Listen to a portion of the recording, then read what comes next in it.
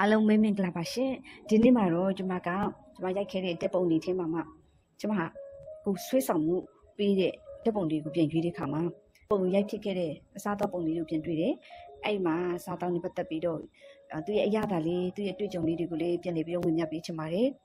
ပထမတစ်ခုကတော့ကျွန်မဒီ juicy pork rib stick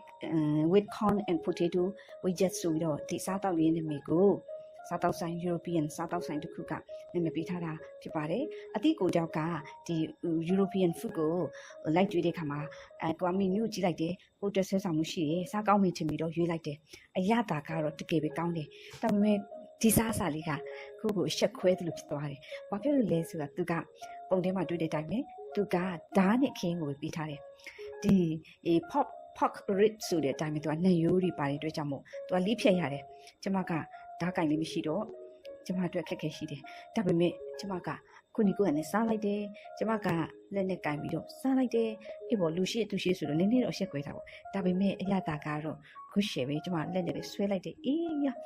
ဒါလေးချက်သားချင်းဆက်ဟင်းလေးတစ်ခုကိုတွေ့တယ်ဒီချက်သားချင်းဆက်ဟင်းလေးကစဉ်းစားနေရင်လည်းတော့စားချင်လာတယ်သူကချင်းငံဆက်ပြီးအထုံလေးနည်းနည်းလေးထက်ထားပေးတယ်ကောင်းတယ်သူစီတော့နည်းနည်းများတာပေါ့နော်ကျမတို့အစီတိတ်မစားလေးရှိတဲ့သူတွေကတော့အစီစစ်ပြီးတော့စားရတာပေါ့နော်စားချင်တာကိုကောင်းတယ်ရတာတော့ good share ပါပဲနောက်စားတော့တစ်ခုကတော့ပါလဲဆိုအမဲပစိုးချမ်းတုပ်ပဲဖြစ်ပါတယ်ဒီအတုပ်ကလည်းအရင်ကောင်းတယ်အမဲပစိုးကိုသူကတေချာလေးဆေးထားတယ်ချက်ထားတယ်ချက်ပြီးမှစပုံမူကတင့်တဲ့အရာသားတွေနဲ့သူကတုပ်ထားတယ်ပေါ့နော်အရာသားကတကယ်လေးကောင်းတယ်တကယ်ကောင်းတဲ့အစားအစာလေးဖြစ်ပါတယ်နောက်တက်ပုံလေးတစ်ခုကပါလဲဆိုဂျူးရွက်ချက်သားကြုံပဲဖြစ်တယ်ဒီဂျူးရွက်ချက်သားကြုံလေးကိုကြည့်မယ်ဆိုသူကတကယ်ပဲပုံပမှာတွေ့ရတဲ့အတိုင်းပဲသူကစိမ့်လေးအရာသားလေးကလေးစားလိုက်နူးနူးအီအီလေးပေါ့နော်ပြီးတော့သူကသူ့ရဲ့ပင်ကိုအဲ့ဒီဂျူးလေးကပေါ့နော်ဂျူးရွက်ကလေးကတကယ်ပဲချိုးတယ်ချိုးတဲ့ကောင်သူ့ရဲ့တဘာဝရတာကိုအပြည့်အဝခံစားရတယ်အချက်သားလေးအသားတက်လေးဖြစ်ပြီးတော့အင်မတန်မှကောင်းတဲ့အစားအစာလေးဖြစ်တယ်အရန်ပဲကောင်းပါတယ်နောက်တက်ပုံလေးတစ်ပုံကတော့ဗာလေဆိုကြက်ချီတဲ့အဆက်သူကကြက်ချီတောက်ကိုသူကအယူကျွန်တော်တို့ရွေးထားတာကအယူပါတာပေါ့နော်သူကချင်းငဆက်ကြိုက်သူအတွက်ကတော့စားတဲ့အစားအစာတစ်ခုလို့ကျွန်မကပြောချင်ပါတယ်ကောင်းလေးကောင်းတယ်ဆက်လက်ဆက်တယ်စားပြီးတော့ဆွေမျိုးလေးမေ့ပါတယ်လို့သူကအယူကြိုက်ရတာပေါ့နော်အယူကြိုက်တော့ယူလေးဆွေတော့တူမှမတတိမရတော့ဘူးပေါ့နော်နောက်တစ်ခုကဗာလေဆိုဝက်နေရွက်သူကကြတော့အချိုတနေနေများတယ်သူကအချိုပြတ်သွားတယ်စားလို့ကောင်းတယ်သူရဲ့အဲ့ဒီဝက်နေရွက်ကလေးကချွတ်လေးပေါ့နော်ကြိုက်လိုက်လို့ရှင်သူကအရာသာတစ်ခုကိုပေးတယ်ပေါ့တကယ်လေးကောင်းတယ်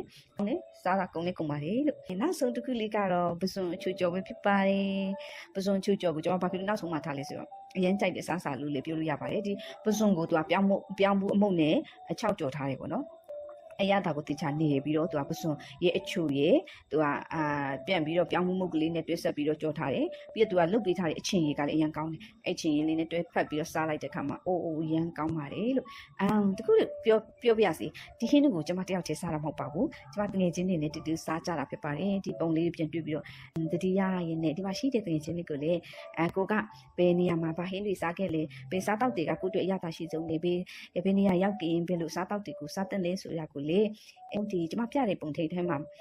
ဘယ်ဟင်းကတင့်ကိုအဆွဲဆောင်ဆုံးလဲဆိုတာကိုလေရေးပြခဲ့ပါအောင်နံပါတ်1ကနေ9အထိတပုံမှာရှိတဲ့အကြိုက်ဆုံးစားစာလေးရှိလေခမန့်မှာရေးပြခဲ့ဖို့လေဖိတ်ခေါ်ပါတယ်အားလုံးကိုကျေးဇူးတင်ပါတယ်ရှင်